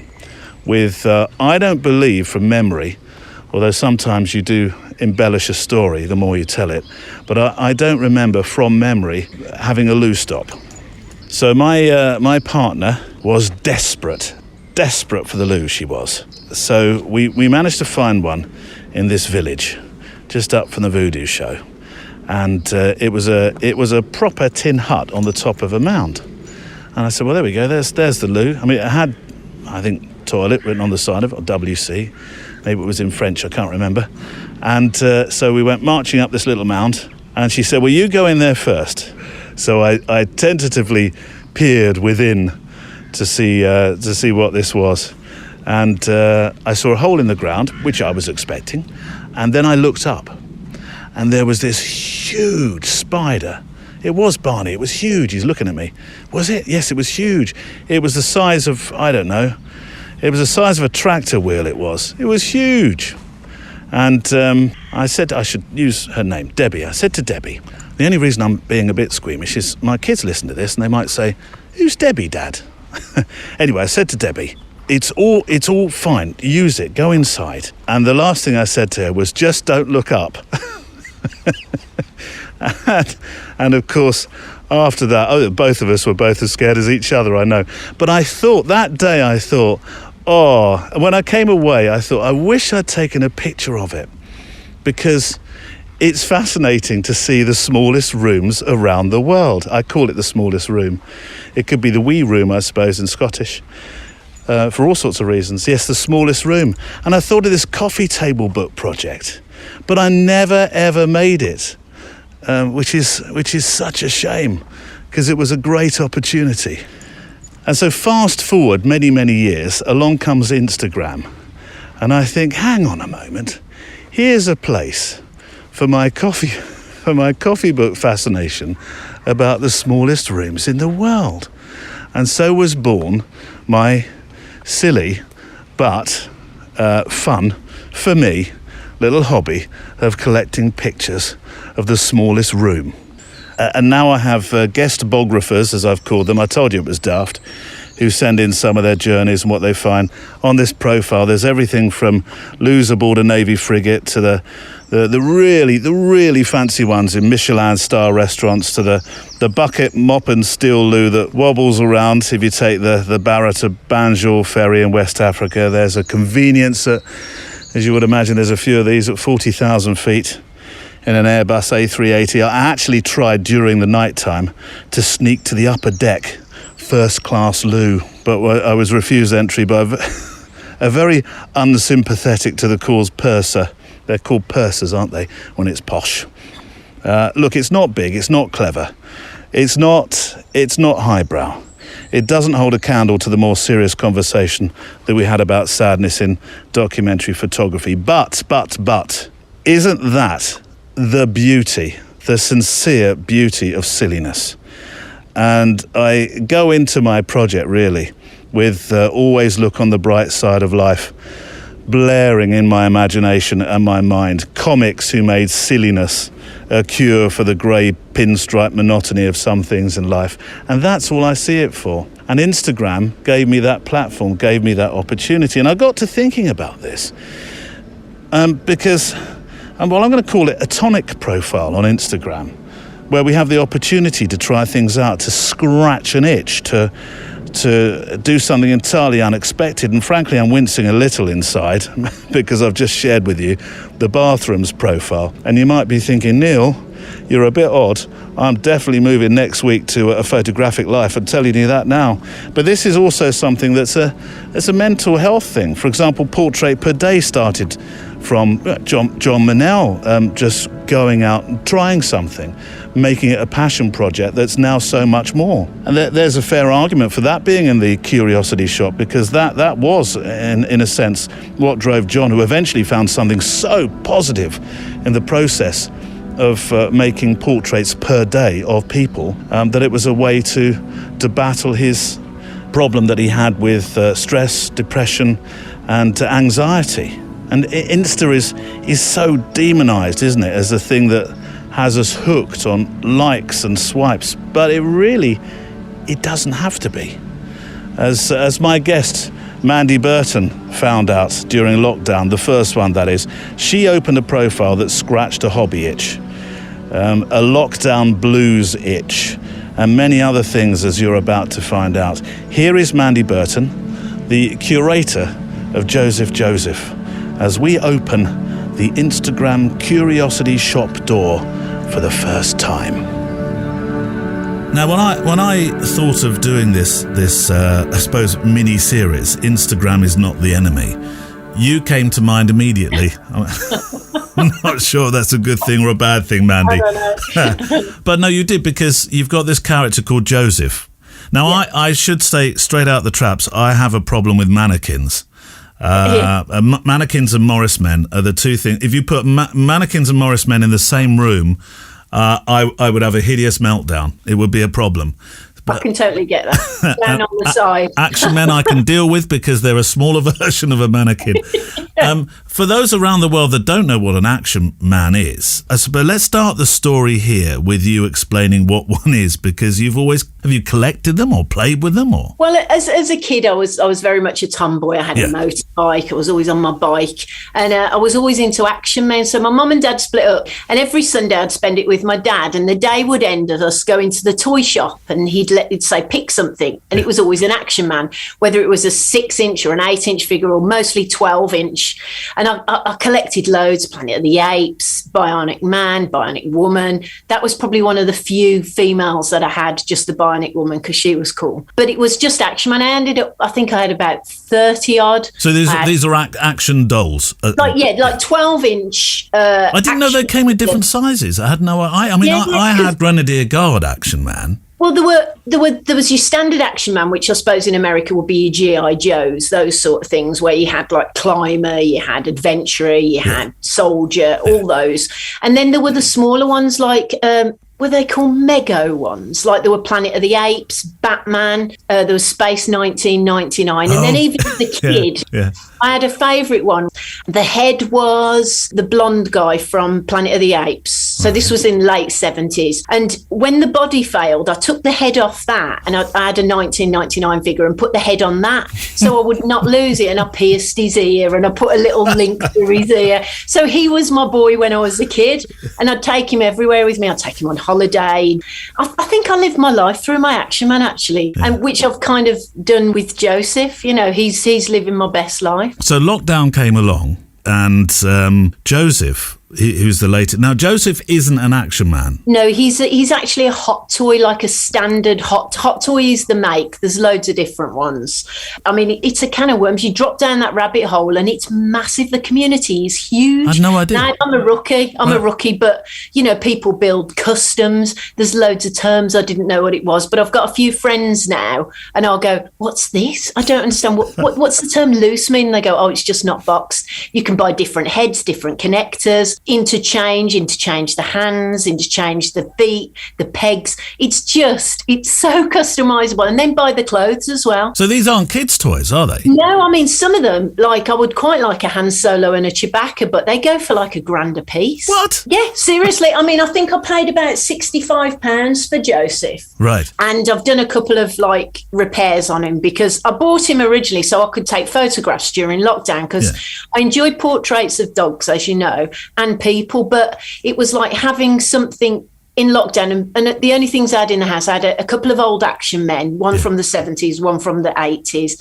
but they're very plasticky, and I wanted something that would just, with little LED lights. I use little Lumi Muse and stuff that I could light like I would a portrait, and I'm learning, and I thought, well, it's justified. I can spend my money on this because it's justified because I'm learning about photography. So you're learning about lighting. So this is the point where really we should talk about your Instagram account, which is Joseph_.Joseph. And when you look on the Instagram, some of the pictures, they do look like just real human beings. I know they're not. Some of them are clearly the action figure look, but you've learned to light and you've started creating stories out of posing this figure. I mean, he's become a character. There's even illustrations of him. Yeah, he's got a whole world and a universe. I mean, it started. You have to write a bio, don't you? So it's like, well, he's blonde and he looks Swedish, and I have a fascination with Vikings and stuff. So I thought I'd give him a bit of a backstory. Yeah. I'd post a couple of pictures in like a female photography group. And unbeknown to me, there was a lady on there, and she like, people were asking where'd you get them from, and she'd got a doll. I didn't realise, like an action figure, but a female. And just I stumbled on her on Instagram, didn't know her, and obviously she was a very pretty girl. So Joseph obviously messaged her around Valentine's Day, and they ended up being a thing, bizarrely, with someone else's Instagram. And I met up with this woman in Derbyshire. It was bizarre, like way out of my comfort zone. Hang on a moment. This is so you've put together the female. She's like a seamless. It's a seamless body with like they're called head sculpts. So you can buy different head sculpts. Right. Some famous, some not, some just standard. And so the Instagrams met. Yes. And then I got the same head, and then she got the same head as Josie, so we could continue the story, like a side story of them. But hang on a minute, these two characters, I mean, there's some fairly racy pictures that you've put them together. I got my first Instagram ban. I was really proud. I was going to say, so there is a very racy one where your Instagram and her Instagram are, well, there's no other word for this, but making out. Yeah, absolutely. Well, I mean, I've got the female character and the male character, and she has on a separate Instagram account. But so I've got the female, his girlfriend. So I set up a little shower scene it was on top of the cooker. Yeah. How unsexy can you be on top of the cooker? And you couldn't see anything. I put a lot of steam and you couldn't see a thing, but I got my first like Instagram like taken down, and it was like, yes, I've achieved something. So then I sort of cartoonized it and put it back as with the warning. It was a proud moment for me, Neil.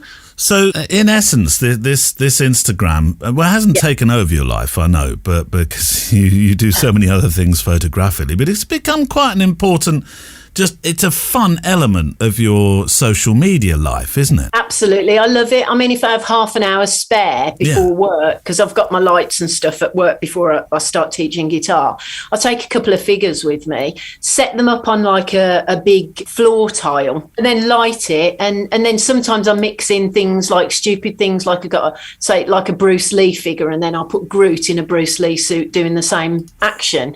So yeah, I love it. It's a real release, and it keeps the insanity of it keeps me sane. Well, there's some social comment through it as well. Same-sex relationships being one of them. Yeah, I mean, I've lost it. I had a few followers because I've got like a Tom Holland head and a Jake Gyllenhaal head, and I know in real life that they're really, really close as friends. So I thought it'd be quite nice to do like a romantic between those two. Yeah. And I've had people going, love the photographs, don't like the subject. And it's like, well, each to their own. But isn't it interesting how it starts to meld then, that people are thinking of them as real people? Yeah.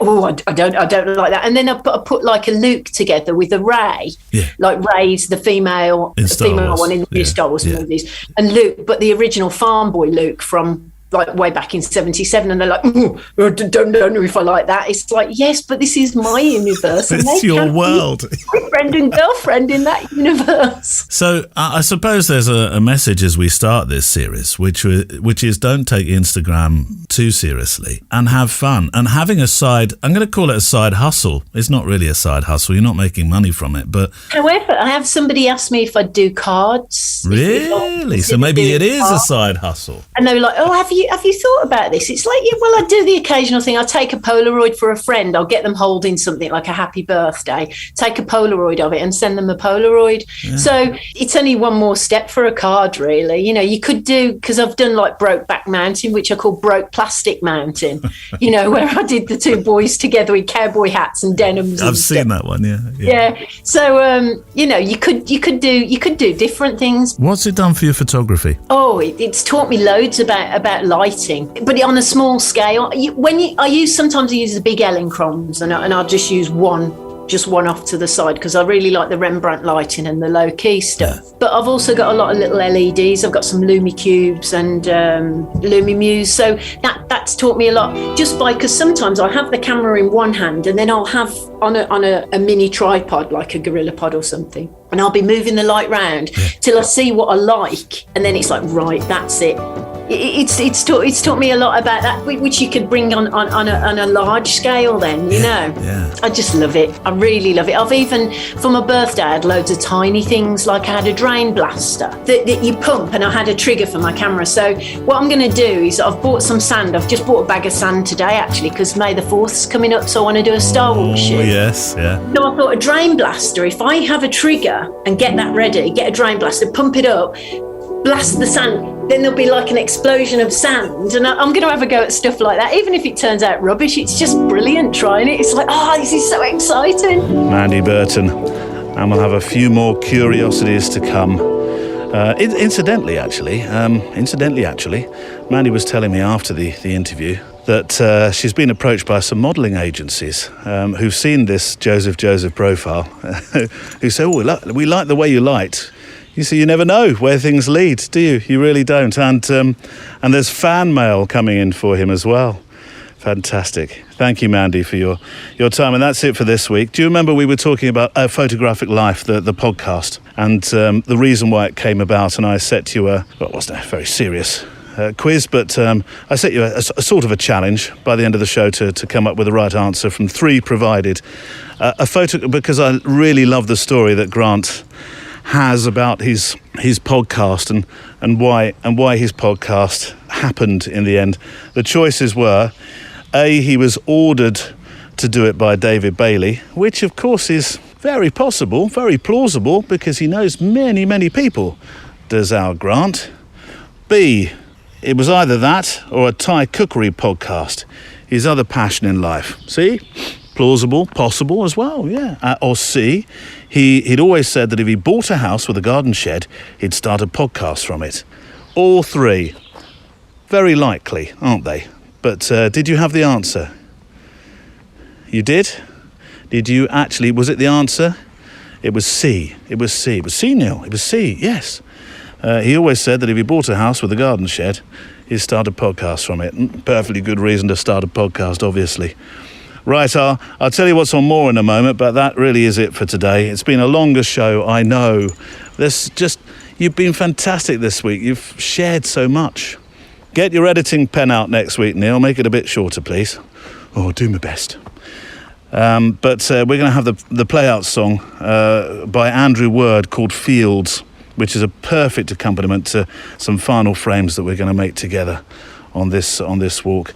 But this week's postscript to the show is a whole series of thoughts by the late Ralph Hattersley. He was one of photography's he was a very respected, a great thinker about photography, who once said, "Photography has come closer to being a religion than anything else most of us have ever had." And whilst I appreciate that will have some people shifting uncomfortably in their size 9s, he also wrote about printing in a darkroom as being an opportunity for meditation. But the one that I picked out to share with you as our PS this week is the following quote by Ralph Hattersley, who said, "We are making photographs to understand what our lives mean to us." Oh, fantastic. And, that one I shall leave stewing with you, like one of my mum's famous teas. Let's walk some more and listen to our play-out song from Andrew Word with a few more of those waves from Western Australia now to take us, to waft us, to guide us. Guide us is a much nicer phrase, to guide us into the song. A song which isn't about the ocean at all, actually. It's called Fields, but if you squint enough, those fields and those oceans can easily begin to melt into each other. In the smoky light and in the rain, working through the night and through the haze, you lay it down each day with heavy eyes, just to wake again, just as tired.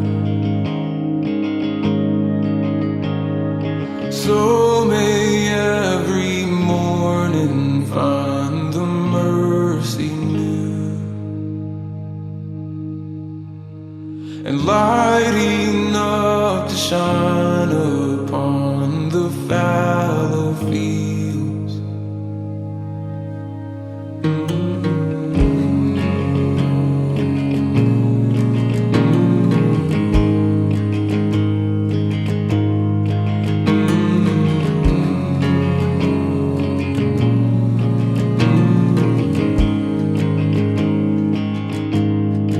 I can see your heart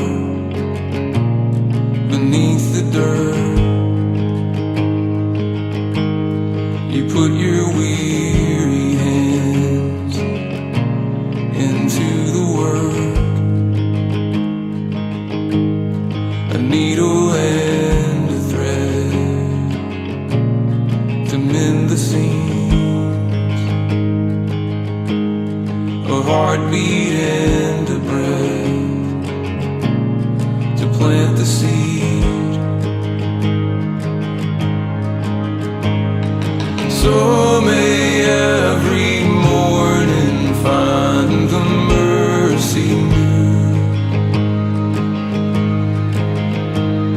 and light enough to shine upon the fallow fields. So may every blossom break into the day, up from underneath the gravel and the clay.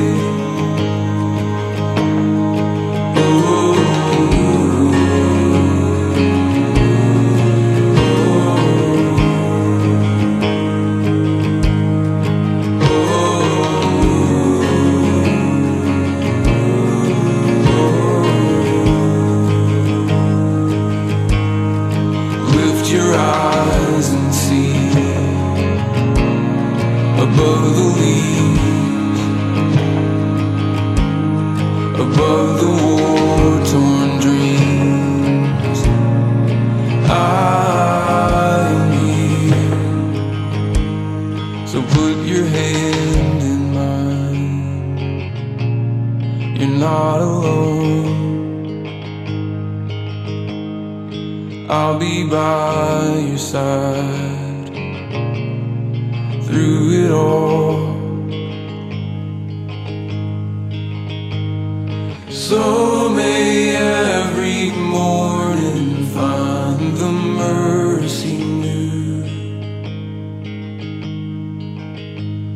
and light enough to shine upon the fallow fields.